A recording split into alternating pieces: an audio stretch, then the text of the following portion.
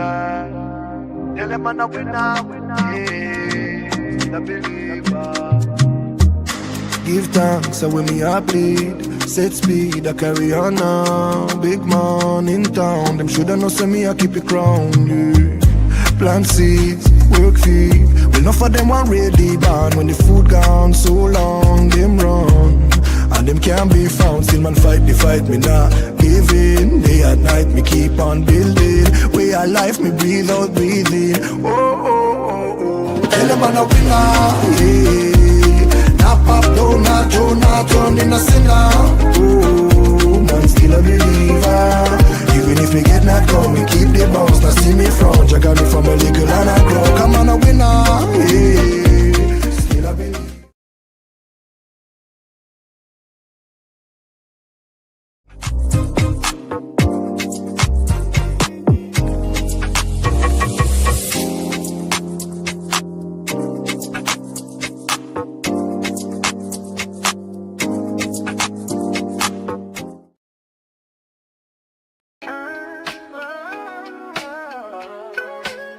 Yeah, yo, it's game time, ain't no messing around. Huddle Sports Network, the best in town. From NFL rumors to the latest trends, we got all your sports, just tune in, my friends. Catch us on Roku, Fire Stick, take your pick. Facebook, YouTube, where the action's slick.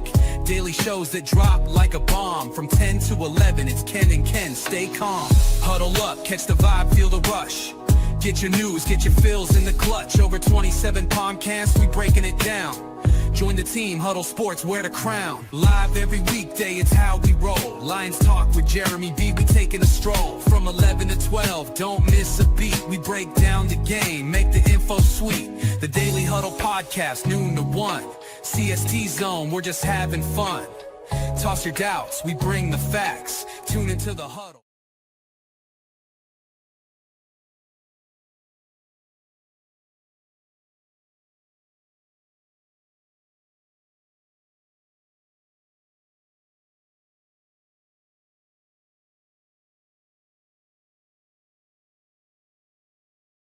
The time it take to take it. The time it take to win.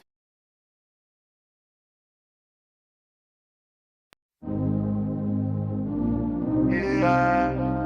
Tell them I'm not winner. Yeah. The believer. Give thanks, so when me a bleed. Set speed, I carry on now. Big man in town, them shoulda know say me I keep it crown. Yeah.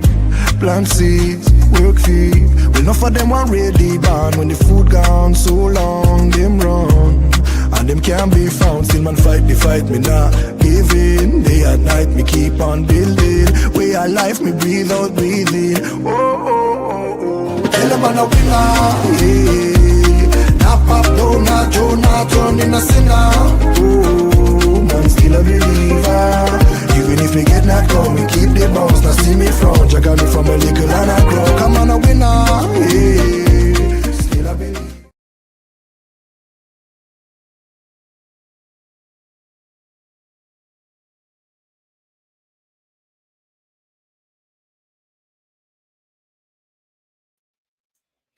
Good evening, everybody, and welcome to Prim and Proper Sports. I am your host here, Sonia Pearson. Welcome again to another edition. I had to run some of our credits back because I believe in making sure that we get all the shares out before I come on.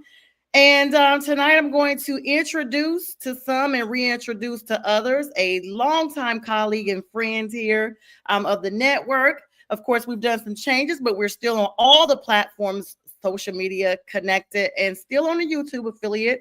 And before we go further, I want to make sure that everyone knows that we're dedicating all of our shows to our producer friend, Mac McGrath, and want to wish a happy birthday to Bistrilla, my co-producer, my co-host, and friend on the No BS show and so many other shows. But tonight, guys, it's always my privilege to bring back to our stage world renowned. Now, he's going to get on me about this.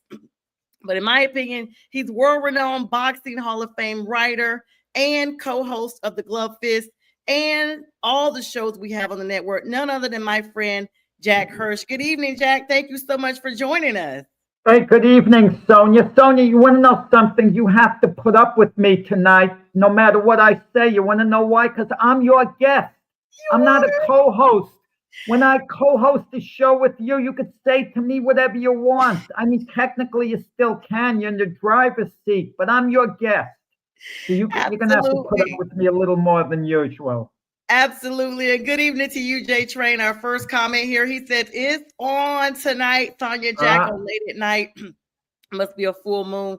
Thanks, Jay Train. Jack, you look great. I love the shirt. You got a different backdrop here. I mean, you definitely got all dolled up for the guest feature, I see. Well, no, you know what it is? I do like to dress up, even though it's not apparent in the morning shows. And let me explain why. I'm going to let you know a little secret because I'm normally working out as soon as the show ends. I'm going to the gym, I'm going out running.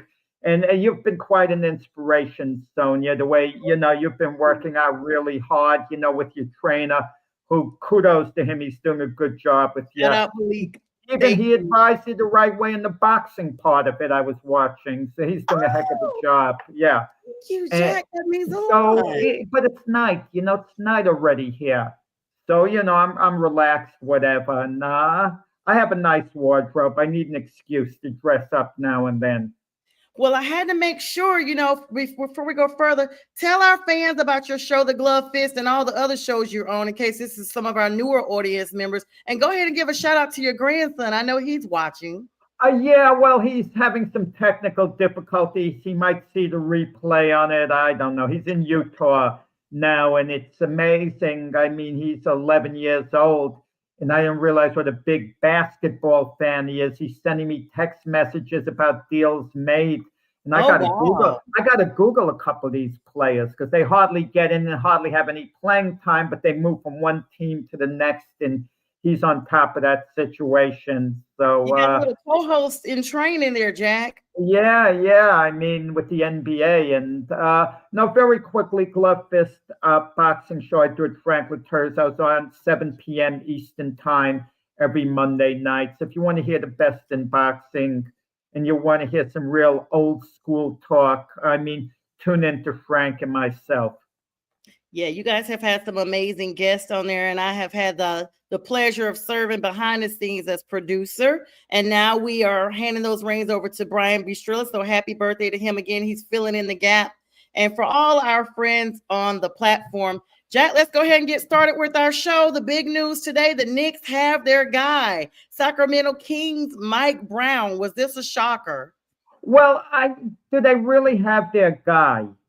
That's the thing about it. They could have hired Mike Brown within 3 days, okay, after they let go Tibbs. They could have very quickly come to an agreement with Mike Brown, but it's taken all this time. So I'm not sure whether they have their guy or not, because I think they were looking to make a big splash, James Dolan, and Jay Wright immediately disqualified himself from the job. Jay Wright probably would have been the best hire because of the Villanova connection. Brunson, Mikal Bridges, Josh Hart, who played for him at Villanova.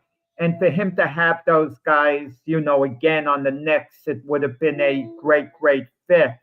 But listen, Mike Brown has been around the league a lot of years. He's a good, competent coach. I don't think people should criticize this move.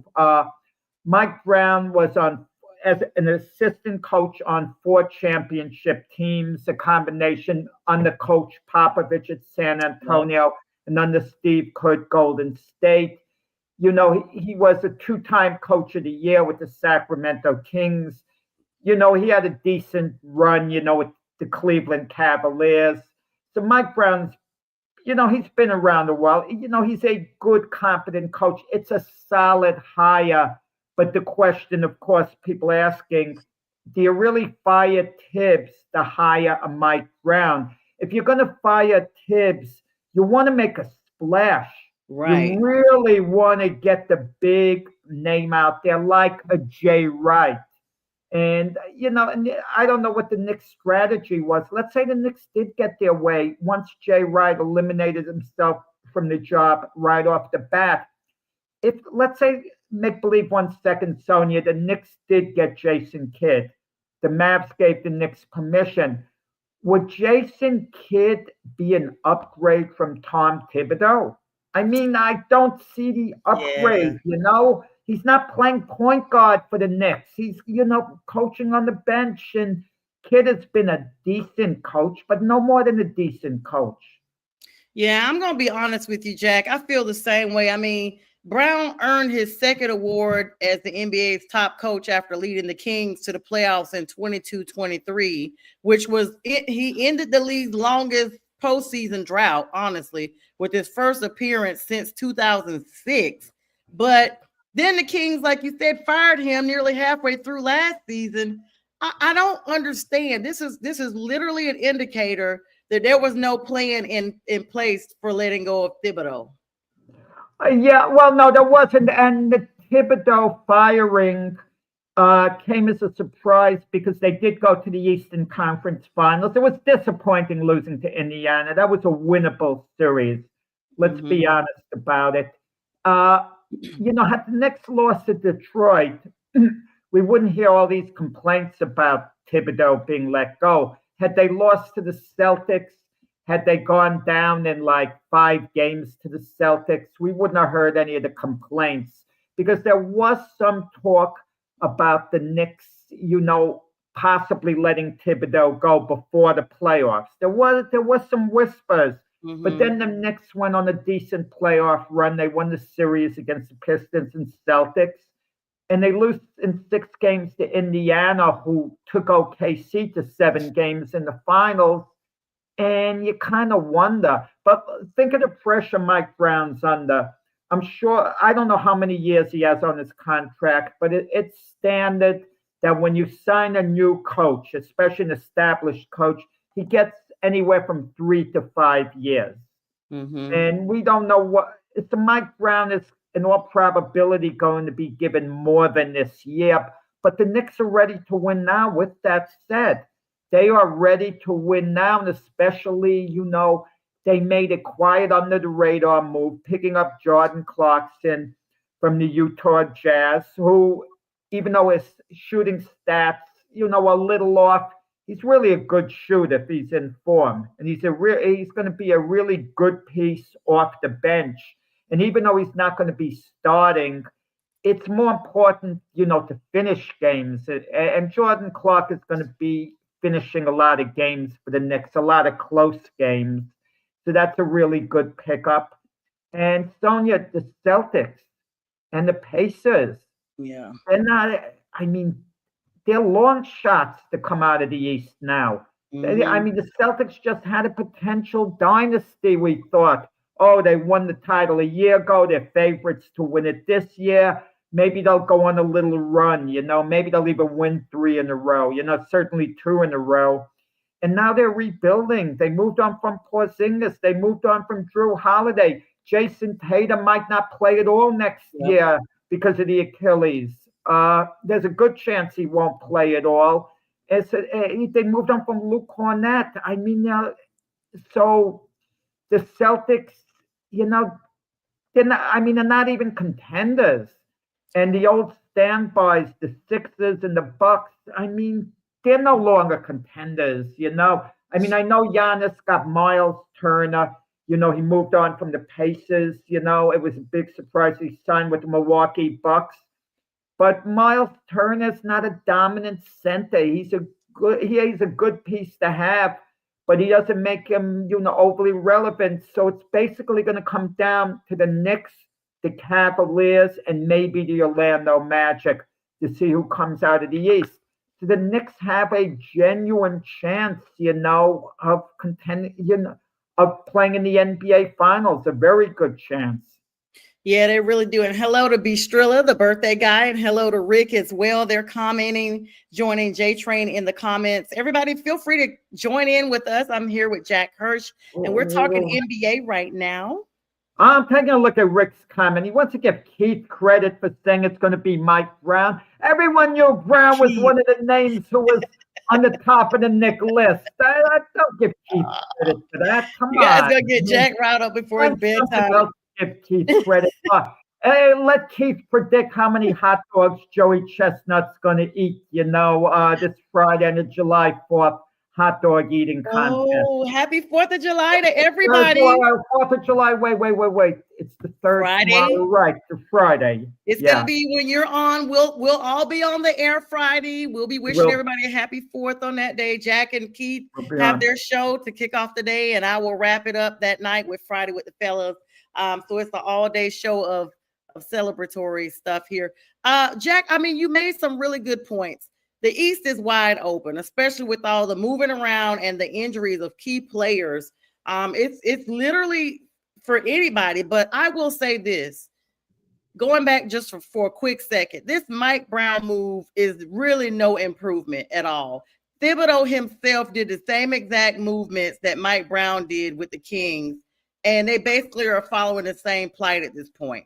They have not finalized Mike Brown's contract, but I think what happened, Jack, is they realized that the draft is now over with. Now they're in the midst of, finalizing these last contracts because July 6th is the deadline for that. And they're like, hey, we still don't have a coach. So they had to hurry and scurry and just grab somebody at the last minute. And they really have not vetted him as a coaching candidate for their franchise. Well, it went on long enough. But you would think the Knicks coaching job, Sonia, is one of the best coaching jobs in all of sports. I mean, what coach wouldn't want to go there? They're ready to win right now. It's not a rebuilding situation. The Knicks have a darn good team, a darn good team, And Mike Brown was, in reality, the most qualified candidate out there. Because if you look at all the assistant coaches, they haven't had Mike Brown's coaching experience. And keep in mind, he's a two-time coach of the year, And that's when he was a head coach, of course. And think about his 4 titles as an assistant. I mean, Mike Brown's a good coach. And he had 2 runs at Cleveland. They let him go when LeBron was a free agent because LeBron wasn't crazy about Mike Brown. But that's LeBron. He's been a little bit of a coach killer throughout his career. So they fire Mike Brown thinking that's going to increase their chances of LeBron staying with the Cavaliers. This was the first go-round before LeBron went to Miami. But LeBron leaves Cleveland anyway, goes to Miami. And then Cleveland hires the guy they fired a couple of years later. That tells you LeBron's fingerprints over. But who does that, Sonia? Who does it? Fires a coach, and then 2 years later, they hire the same guy who, they kicked out the door. You know what the NBA stands for, right? Nobody's business at all, because they're doing things that nobody understands and they just make it feel like it's nobody's business at all. That's the new acronym for the NBA. I just made that up. So it makes no sense. It's drama. And speaking of drama, Jack, Damian Lillard was waived by the Milwaukee Bucks, and now his name is everywhere as to where he's going to go. Of course, Giannis has spoken out now, talking about how displeased he was, the fact that the Bucks waived him. I mean, where does he go? The Lakers' names are out there. I mean, he did have a torn Achilles in the playoffs, but he's expected to miss next season. So I guess they kind of cut their losses. Yeah, you got to get me in touch with Damian Lillard. He's the biggest boxing fan of all the athletes in sports. So I got to somehow find a way to hook up with him. He work on glove fists and talk boxing with Frank and myself. Yes. When you think, Milwaukee is paying him $122 million not to show up to work. He wasn't going to play next year anyway because of his Achilles injury. There's always, I hate to dismiss a player coming off an Achilles injury for a full year, because there's always a chance come playoff time, they'll be healed enough where they can take the court. So I hate to be automatically dismissive, but realistically, that even if Damian Lillard were healthy, it wasn't working out with him and Giannis. It was the idea of the Bucks. Well, we have a star to accommodate a star. I Right. think people have a mentality, well, there was Jordan and Pippen. You need a Robin to your Batman. So Damian Lillard was going to be the Robin to Giannis's Batman. It doesn't work that way. I mean, you need a bench, you need depth, you need the chemistry. And like, look at even OKC. Chet Holmgren is a really good player, really good talent, a great rim protector, but we're not going to call him a star in this league. I, I mean, I'm kind of tongue tied on it a little bit because I'm thinking of other examples. You know, you had the year before, you had Tatum, you had Brown, and then you even look at the Knicks team that you have now. You have Jalen Brunson, but you don't quite have the Robin unless you want to make Carl Anthony Towns it. It doesn't always work that way. It just doesn't. You have to be able to use your bench. You have to have depth, and teams are starting to see that. And that was a knock on Tibbs with the Knicks. I mean, just didn't use his bench until playoff time. Then guys like Landry Shepard would come in. But if you're not utilizing these guys the right way during the season, it's like you're hoping to catch lightning in a bottle during the playoffs. And that's not the best formula. Yeah, speaking of lightning in a bottle, congratulations to SGA. Shea Gilgeous-Alexander agreed to a record-setting. You brought up OKC, so I want to plug this in. 4-year, $285 million supermax contract extension with OKC, valued over 4 years, Jack. It's going to be the highest single-season average salary in NBA history. Of course, this is adding length to the time of his current contract, which will sign him through 2030-31 season.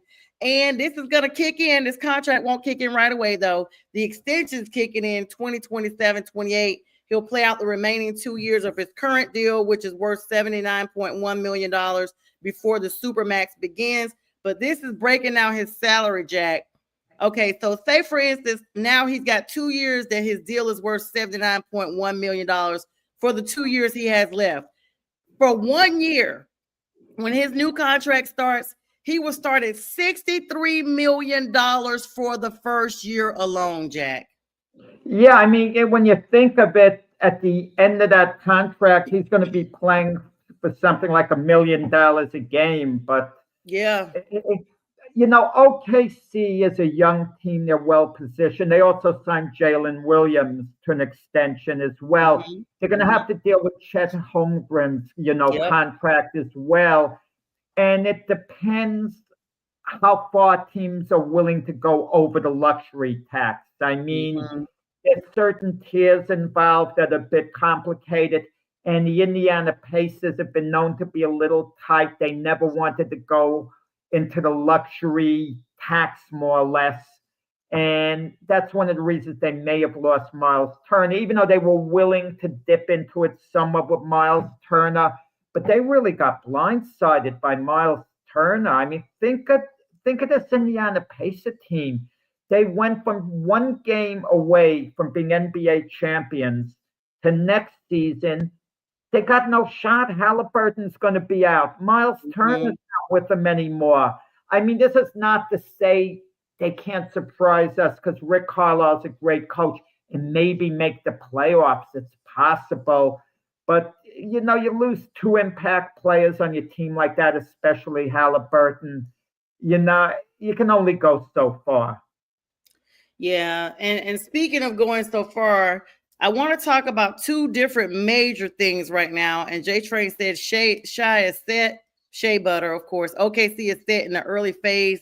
Do you think it's a dynasty? He put a question mark. Jack, dynasty? No, I don't. And I don't think they're dynasty. First off, OKC was not truly a dominant team this year. I know they had 64 wins during the regular season. Technically, they were the best team, you could argue, in the NBA. But, the Cavs were pretty similar to them. But come playoff time, Denver took them to 7 games. Okay, Indiana took them to 7 games. Dominant teams aren't taken to 2 elimination games in the series. And this OKC team, the way they're constructed right now, they're about as good as they're going to be. They're not likely to improve, but they can stay on the same level, and that's a championship level. But if you look at some of the moves that some of the other teams have made, that they'll be good for some years. But I'm not talking about dominating. This isn't the Chicago Bulls that we're talking about, with Jordan, Pippen, who are better than the other teams who have an edge. And if you're asking me for an early prediction now, this might surprise you. Coming out of the West, if you want an early prediction, it's very hard to repeat. Very hard to repeat. Look out for the Dallas Mavericks. They got the big men off the bench. Lively, Gafford, Kyrie Irving. I have to assume is going to come when he comes back. From the knee injury, he's going to be the Kyrie of old. And this is under the assumption that Anthony Davis stays healthy. I'd look out for the Dallas Mavs. Well, J Train and B Striller are talking about the youth of OKC. J Train saying, Jack, Jalen and Shed are young. You don't think they have the room to become dominant? Striller saying OKC is a young team. Yeah, no, listen, you're talking dynasty. That's all I'm talking about. Is OKC going to win another championship? Let's talk the next 5 years. If you're asking me, do I think OKC is going to win 3 championships in the next 5 years? Heck no. And Houston, I'm sorry about that, Brian. Absolutely Houston. That's from Jay. Okay, it's going to be a serious threat to unseat, OKC in the West. Dallas, Houston. Listen, when I said Dallas, I'm looking at them as kind of maybe a dark horse favorite. To me, they're not such a dark horse. If I had to go out on the limb right now, I might say, Dallas is going to come out of the West. Come to preseason, I might say it's Houston. I might say it's OKC. But the point is, this isn't like what happened in the East this past season. The Boston Celtics were clear-cut favorites to repeat. Clear-cut favorites, not just favorites. OKC is favored to come out of the West. Favored, but it's not clear-cut. It's not clear-cut at all. Yeah, I don't know, but so he gave that comment. Let's segue here, Jack. Still talking to NBA, of course. Now, Greg Popovich is the career winningest coach, but the NBA adjusted 77 games he missed last season and credited them to the new coach, the new permanent coach, Mitch Johnson, when Popovich stepped away. I mean, he stepped away because he was sick. He had a stroke. He had to step away. Right. But if he's not on the bench for the games, how are you crediting him with the wins? I don't get it. That's true. He shouldn't be credited with the wins. He wasn't on the bench. Who was the coach that was on the bench? I thought you might have a little empathy because it's kind of like being on FMLA. I have a lot of sympathy. It's like being on FMLA with your job. Like, say, for instance, you're working your 9 to 5, and I know because I've taken FMLA. And say my firm gets a major win, and I've worked this file up to the point of it being ready to settle. And it goes to court and they settle and they win a really big lawsuit. I'm going to at least get some of that credit because I've worked the file up to that point to get it ready for court, right? Give Coach Pop all the credit for helping develop players. Don't give him the victories. Give him the credit. I go along with you. I'm still going to take but he wasn't on the bench. He wasn't on the bench. Let me ask you this, okay? Let's say football, for example. If a coach isn't on the sidelines for the game, how do you give him credit for getting a win there? If one of his assistants, that's true. I guess it was the right decision. It was the right decision to make, and I don't think Coach Pop would want to win. He's still the winningest coach, even without those 77. So kudos to him. Let's talk about LeBron. San Antonio Spurs, by the way, we were just talking about other teams in the West. They remind me a little of Jimmy Johnson's Dallas Cowboys because in about a year, we might be talking about who the favorites are to come out of the West. And I think San Antonio's name is going to come into discussion. I think they take the next step this year. they become like a playoff team. Maybe win a round. They'll make some noise. San Antonio Spurs are going to make some noise this year. Even though it's going to come down between obviously OKC, Houston, and Dallas. I think. And there's the Minnesota Timberwolves. They re-signed Julius Randle. They gave him a 3-year deal. So the Minnesota Timberwolves decided that they're going to run it back. Same crew, which isn't the worst idea. But this is it for Anthony Edwards. I don't want to hear about Anthony Edwards maybe being the face of the NBA unless the Timberwolves, finally make it to the finals for the first time in, team history. Well, speaking of finals and history and all that stuff, LeBron, I can barely get his name correct now. LeBron James' name has been really big now. He's formally opted into his $52.6 million player option with the Lakers for the 25-26 season, Jack. And it's confirming that he's going to be the first player in NBA history to play a 23rd season. However, despite all of this, there's a lot of speculation and talk about his future with the team. There's trade rumors buzzing about the fact of him being traded. His agent, Rich Paul, is out, communicating, saying they're evaluating what's best for his career at this stage, hinting at a desire to compete for a championship. And let's not forget, Jack, they've already talked about possibly trading Bronny. So it's a lot going on with LeBron right now. I mean, let's be honest about it. Bronny might turn out to be a serviceable NBA player, serviceable, as a defensive specialist, not to say can't score now and then as well. He missed a year of college. He sat on the bench virtually every minute with the Lakers, played in the G League. But the team knows if they get Bronny, independent of LeBron, it increases their chances of getting, LeBron.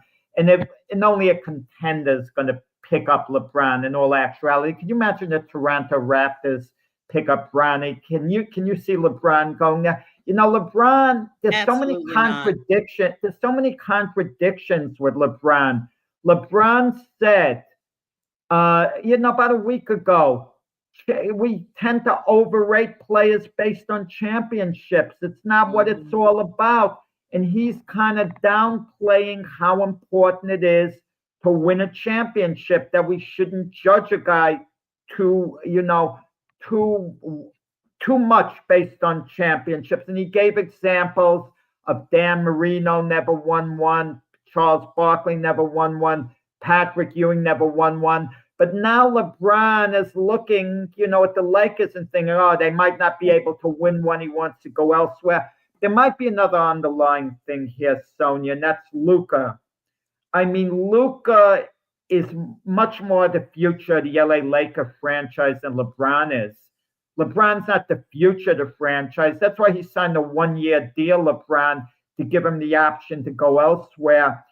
And also, we hear reports, and they might be completely inaccurate, that LeBron and Austin Reeves as well, even though Austin Reeves doesn't carry, the weight that LeBron does, obviously, aren't that happy about playing with Luka, the style of game. They don't want to adjust to Luka's name. And LeBron has been the man from the time he's been in high school.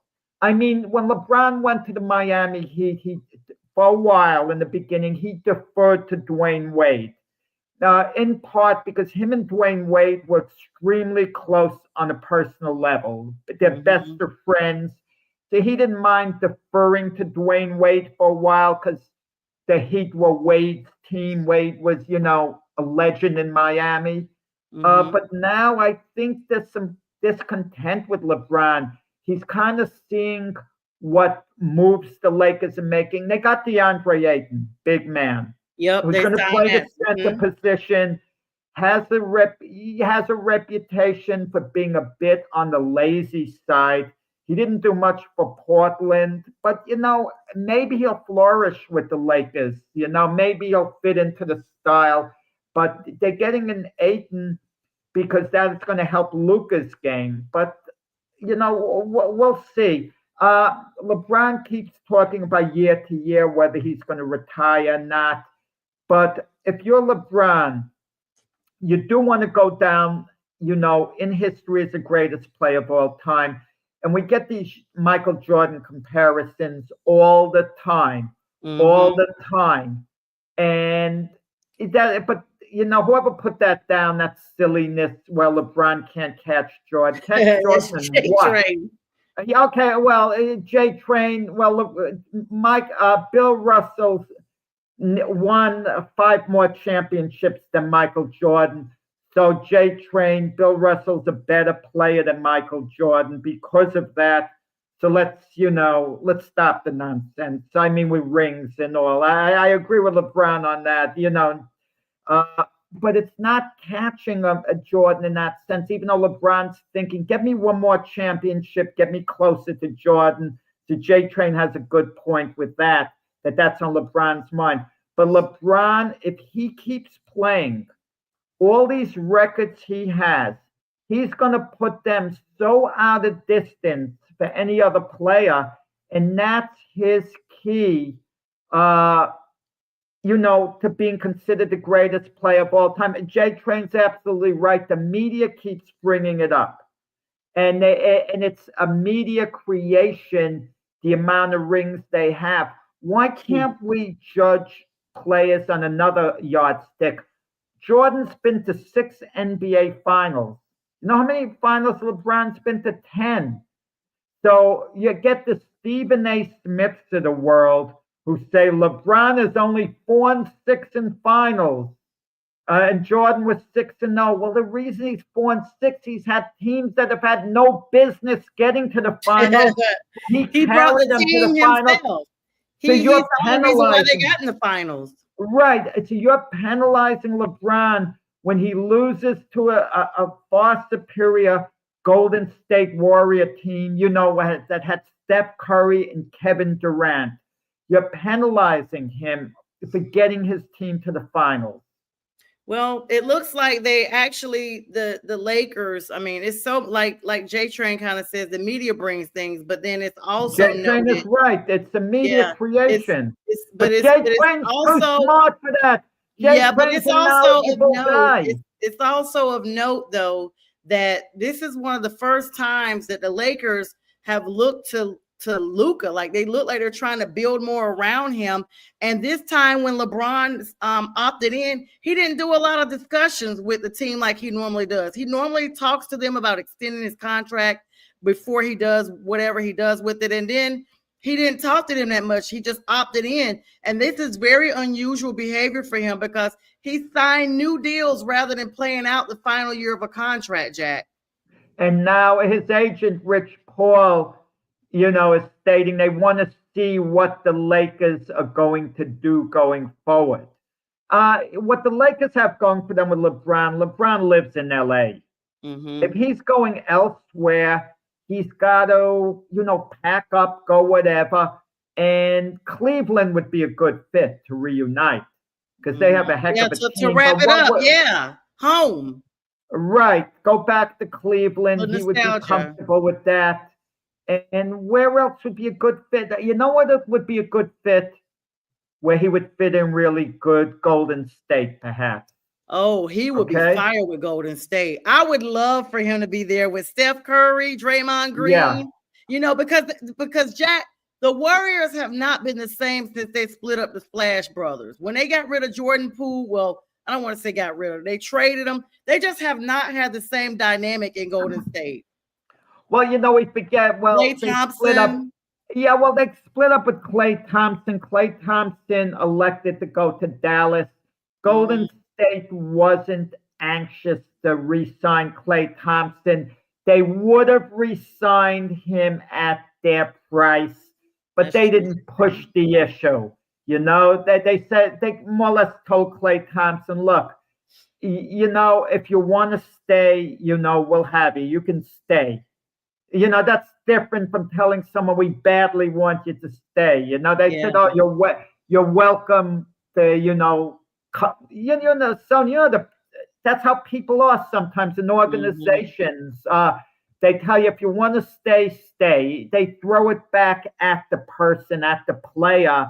And they didn't make Klay Thompson feel like he was really appreciated for all his years of service. But in defense of the Golden State Warrior organization,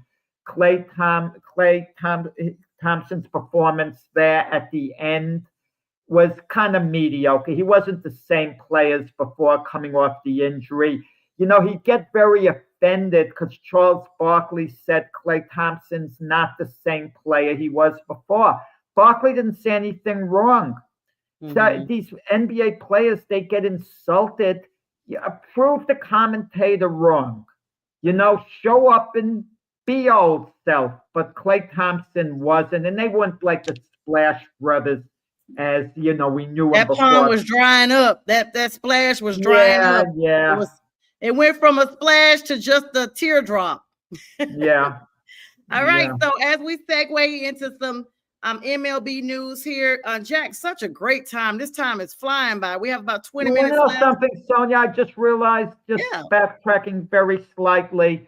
I'm talking about the Dallas Mavs before you brought up Klay Thompson. And I'm talking about their bench, Cooper Flag, Kyrie Irving, Anthony Davis, Lively, Gaffney.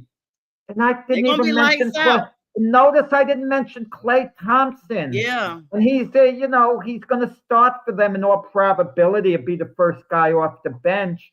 So that should tell you something, because if Klay Thompson was the player he was, he'd have a major impact on Dallas. Major. I literally forgot, honestly, Jack, that he had gone there until now that we're talking it through, because it didn't dawn on me either when you were talking about, watch out for the Mavs, blah, blah, blah. I'm like, oh, snap, Klay Thompson. So, yeah, but that's just proof that sometimes, kind of like we talked about LeBron getting teams that had no business in the playoffs there, sometimes it's that impact player that makes a difference on the team. Yeah, you get like these little moves off the bench. Like Brook Lopez, he's been around forever. He just signed with the Clippers. And we talked about coaches before, Jeff Van Gundy. He's a defensive coordinator for the Clippers. I don't get what that is, a defensive I don't even know what that is for the NBA. I mean, how do they rotate when the Clippers are back on defense? Oh, the Clippers signed James Harden too. James Harden too. Harden had a good year last year, actually. We talk about teams coming out of the West. Kawhi Leonard, I heard, working really hard this off season. Maybe the Clippers will surprise us. So the West is lively. Yeah, the West might be the best. It might not be the beast of the East no more. We might be looking at and you talk about dynasty, we may be seeing another Western Conference championship next year too. That may be building their own dynasty, that the championships are coming out of the West. No, they've only won 1 year in a row. So but I'm saying next year, dynasty with the East being so injured right now, it's a lot of key players in the East injured. This thing could run right on back to the West. I'm not saying OKC, but look at Dallas, like you said.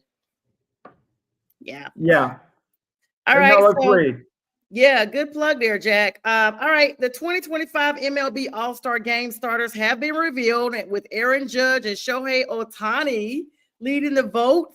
The Dodgers have 3 All-Star starters for the first time, Jack, since 1980. Well, the Dodgers themselves seem like an all-star team. Right before we went on the air, Sonia, I can't resist but taking a little peek because the Blue Jays were beating my Yankees 8-0. And right before we got on the air, the Yankees scored 6 runs and it was 8-6. But the Blue Jays are up 9-7 right now. That's a close game. The Dodgers are the clear favorites to win the World Series. I realize in baseball, anything can happen. Anyone can beat anyone else. But they're so loaded, unless they have a lot of injuries. 3,000 strikeouts at Dodger Stadium. That's a milestone by itself. Well, Clayton Kershaw, he's been injured a lot, and he's just an extra piece, like a bonus to have for the Dodgers. The Dodgers are like all set, basically. And, Ohtani's even starting to pitch. Yeah. And he got a pitch close to 102 miles per hour. It was 107 the other day. I was like, wow. Not 107 miles per hour, Sonia. 107.8. No one has ever thrown 107. 107.8. Or was No it one 103? threw, no. You're 103. probably thinking of his bat velocity when he hit the ball off the bat. They have a way of seeing how hard it goes off the bat. I'm gonna look and see because I thought they had him the other day for 10 something. I'm gonna see. Yeah, 101.7. 101.7. He threw that hard. 101.7. You're Sounds like right, a Jack. radio station. On Saturday, it 101.7. sounds like it. Let's see. What's up, Rick? Rick says, Jack, you may be able to help Sonya with Sonya's. You may be able to help with Sonya's training. Looks like some boxing drills in there and using the medicine ball. Yes, I was. Thank you, Rick. Thank you. So Jack shouted that out. I like Rick. Sonya's got a pretty good coach. I mean, he seemed to be giving her the right directions during the boxing part of it. But for conditioning, the two best sports would be going through the drills that boxers go through and swimming. Those would be the two best sports. Oh, did we lose Sonya? We live here? I can talk myself here. I think Sonya's coming back. I mean, Sonya's bailing out on us the same way the Carolina Panthers bailed out on their city and their franchise. Okay, live. I'll take it myself. I mean, how much time do we have? Well, about 12 minutes here. That's good. I could do a little review, not with the scores here. The Mets are winning the second game of their doubleheader 6-3. Now, over the weekend, the Mets, they got swept by the lowly Pittsburgh Pirates, okay? And the Mets have been on a terrible run. And to get swept by the Pirates. Not so fast, Jack. I heard the shot you took at my Panthers. Not so fast. Yeah, well, you got off to a good start like the Panthers might get during the season, and then might maybe say, I will say this, for the Panthers, they're going to finish ahead of J Train's team, the New Orleans Saints. J Train, I know you're on here. He cannot resist a dig at the New Orleans teams if it's not the Pelicans, good. No, it's the Saints or whoever else they got down there. Okay, listen to this, Jack. Let me ask you your question. Let me ask you your opinion about this. So talking about baseball, right? Yesterday, I didn't pay attention to this until I was listening to, must have been ESPN, and they named it July 1st, actually, in New York, Bobby Bonilla Day. It's literally the Mets making annual. So for people that don't know about it, I think I'm frozen again. Can you hear me? Yeah, but we can hear you. We hear you fine, though. You're frozen, and there she goes again with Sonya. This is Sonya's show. Sonya gave me a nice lead-in, though. I got to thank Sonya, even if she, froze for a little while. Bobby Bonilla Day. Yeah, that's a good topic to bring up. Bobby Bonilla originally was owned when he played, what was it, 30 years ago or whatever, 35 years ago. He was owed $5.9 million. And instead of getting the money in a lump sum, the Mets offered to pay him like $1.2 million a year for X amount of years. That runs through 2035, a crazy amount of years. Now, the Mets thought they were doing good business because they had Bernie Madoff, the big crook who pulled a Ponzi scheme, who'd be investing their money. So they're on the hook for $1.2 million every July 1st, approximately $1.2 million. So the new owner, Steve Cohen, knows what he inherited. So he wants to have fun with it. Call it Happy Bobby Bonilla Day. It's extra happy for Bobby Bonilla. You want to know what people don't realize, Sonya? I know. Bobby Bonilla, you're right. He's gonna walk out. He's gonna walk out instead of the $5.9 million up front. He's gonna have received over $30 million from the Mets. More than that, Sonya. people don't realize Bonilla played for the Orioles, and he's getting about $500,000 a year from them too. Yep, from 2004 all the way up to 2028, he's getting $500,000. And you know, he's getting $500,000 a year. I mean, he's the real MVP because, like you mentioned, with this Ponzi scheme, you know, they felt like if they negotiated it with this 8% interest rate, that it would pay back out to them.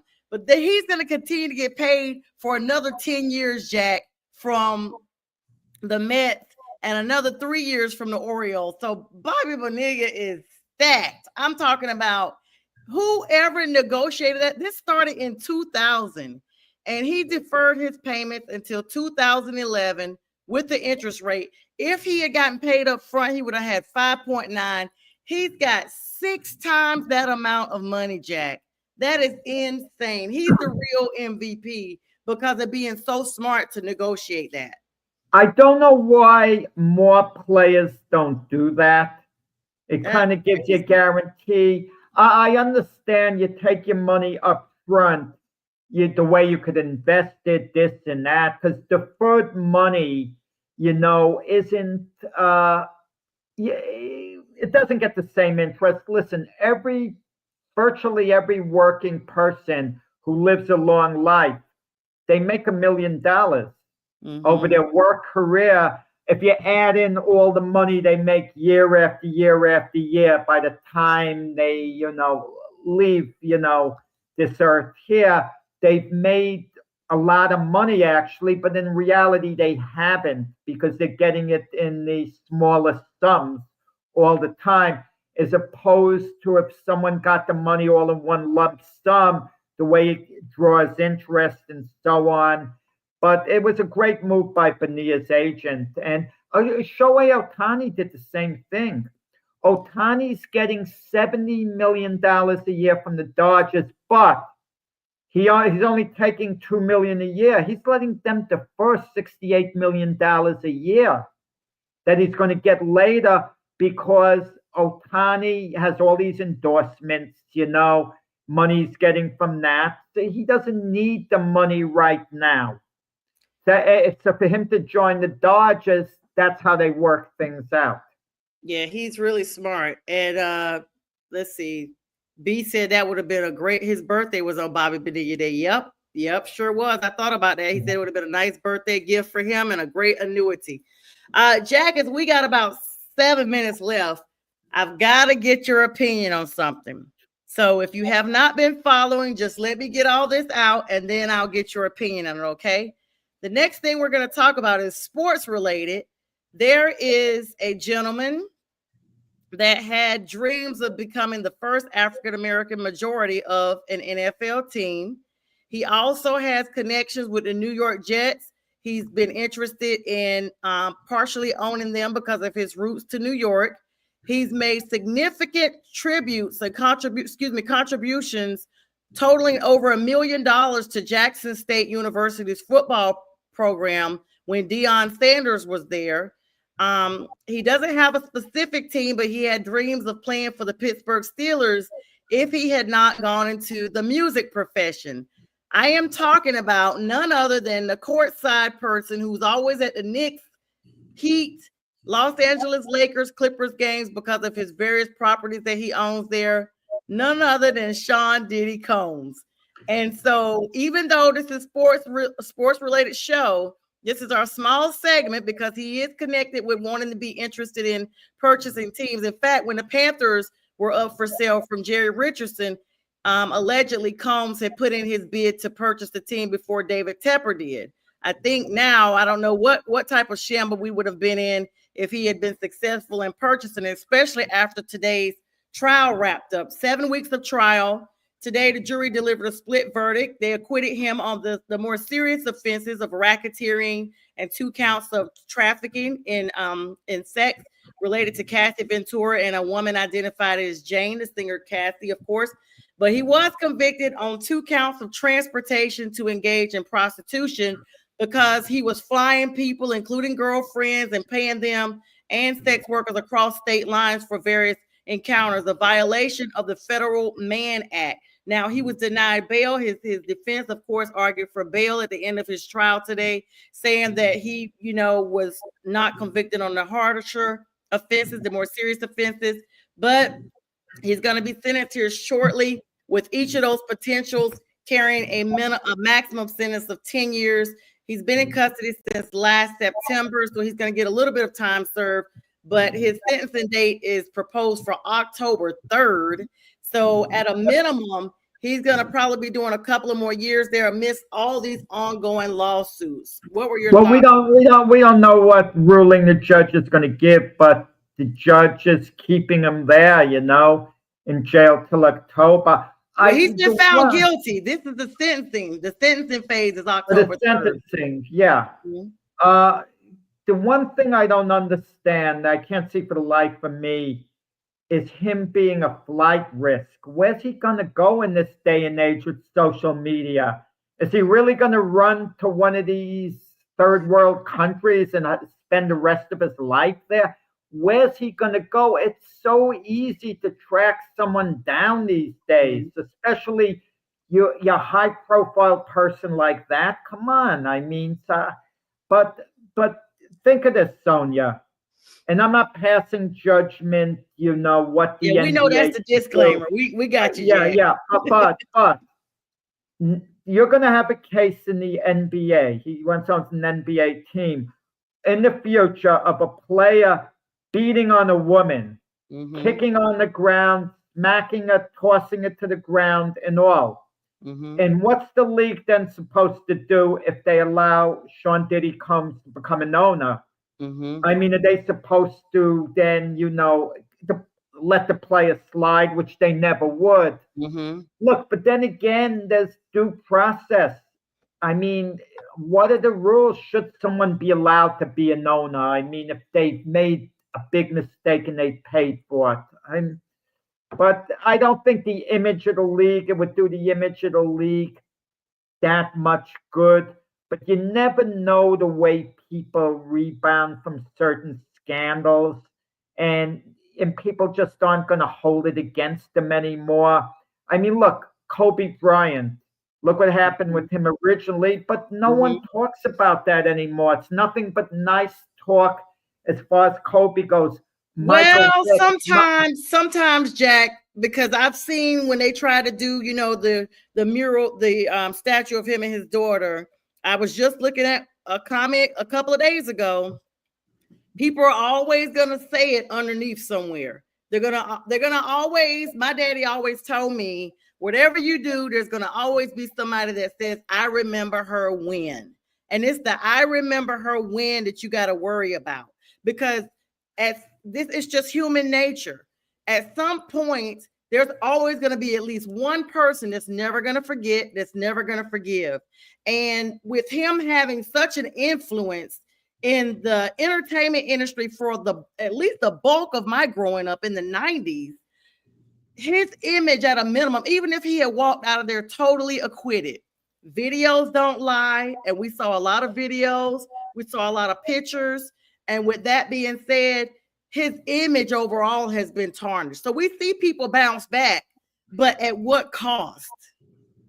But you never know, and I know we're running out of time, how someone can bounce back. A case in point would be Michael Vick. Who would have thought he'd get a coaching job elsewhere, work for the NFL, after that horrendous, situation. Well, Jack, to be fair, Jack, those dog fights happened on his property and he was not even present. So that's the little caveat with him. He wasn't physically there. It was just happening with his brothers on his property. Right. Sonia, when I'm away, people are going to be having dog fights in my backyard. Give me a break. Come on. That'll be in my backyard. I don't know about it, His brother lived with him, so Brother, yeah. He had no idea. Come on. Yes, Jack. He took accountability, Michael Vick, for what happened, in all fairness. Yeah. And Roger Goodell thinks he's a wonderful guy, Michael Vick, which he very well might be. But he made an awful mistake. Yeah, so like I always say, Sean Diddy Combs, just like anybody else, can take accountability and repent and try to do better. but it's just going to be a long haul because this is still fresh. But I had to get your perspective on that, Jack, because you're a New Yorker. And as always, it's great to have you on. We'll see you on the debate show, and we'll see you on the Jack and Keith show that comes on Friday morning at 8 a.m. Jack, always great to have you. Everyone have a great night. Thanks for the likes, loves, and comments, and we bid you all a good night. Good night. Can win a lose a man a winner, and that's for certain. Never take no program, come me and me own dance. So me go and shut and shut and shut. Tell them man a winner, yeah.